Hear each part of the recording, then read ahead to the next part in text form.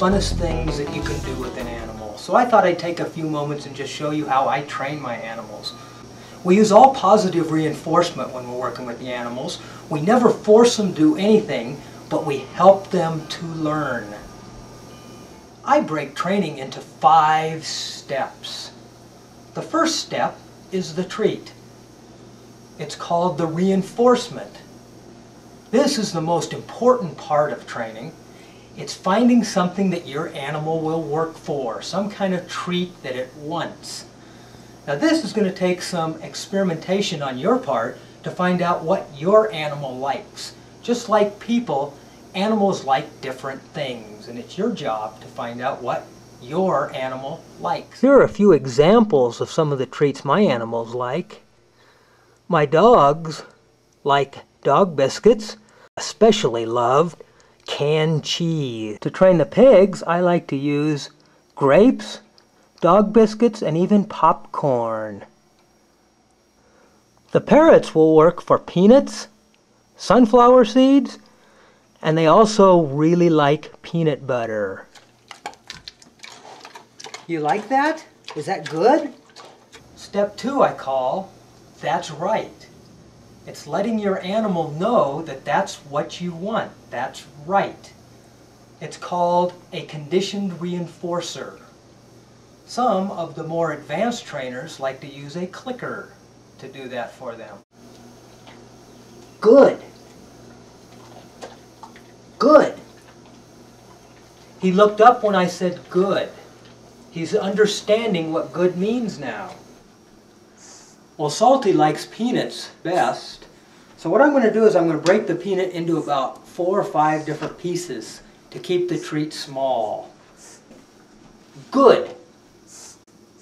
Good. 3 is teaching the trick. We call that the behavior. Whenever we go to teach a new behavior, we like to break the trick into small pieces. That makes it much easier for the animal to learn. We don't want to teach the whole thing at once. That becomes too hard and the animal could get discouraged. The first thing I like to teach is to teach the animal to touch a target stick. Our ultimate goal is to get the animal to turn in a circle, but we break it into the small pieces to help the animal learn. At first I just want him to touch his nose to the target stick. And the instant he touches his nose to the target stick, I will say good, and then I will give him a treat. Good. Good. Now I'm going to try to get him to take a step. Good.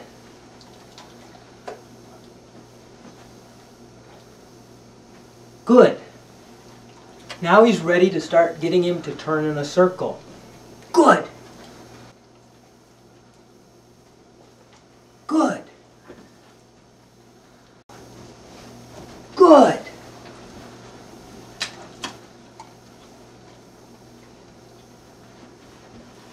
Good. Now we're going to teach Hogwash how to sit. And again, we're not going to ask her to do the whole sit the very first time. First, we're just going to hold the treat above her head, and when she lowers her back end, I will say good and give her a treat. Good. We ask for a little more each time. Good.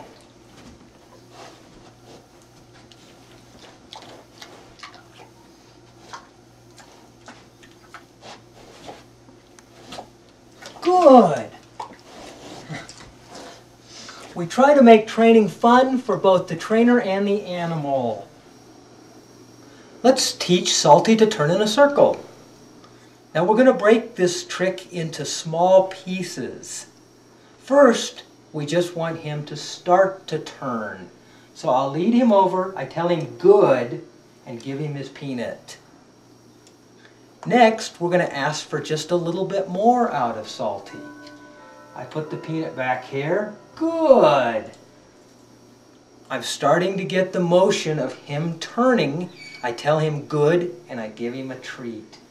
This time, I want him to turn halfway around. Good. I give him his treat. Bring him around. Good. And before long, Salty will be doing the turnaround all by himself. Good. This time I'm going to use a clicker instead of good to train Hogwash, our Razorback. And I'm going to use the target stick to teach her to step up on the box.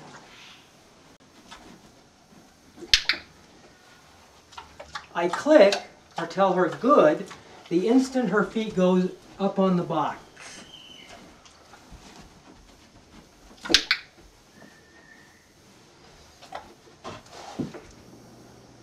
Step 4, putting the behavior on cue.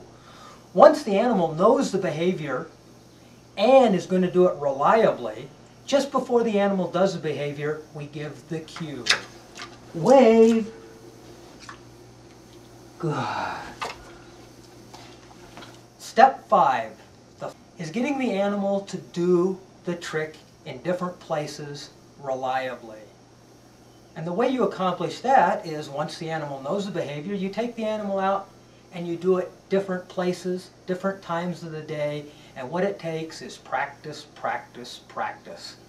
And soon your animal can also be doing it. So good luck and enjoy training.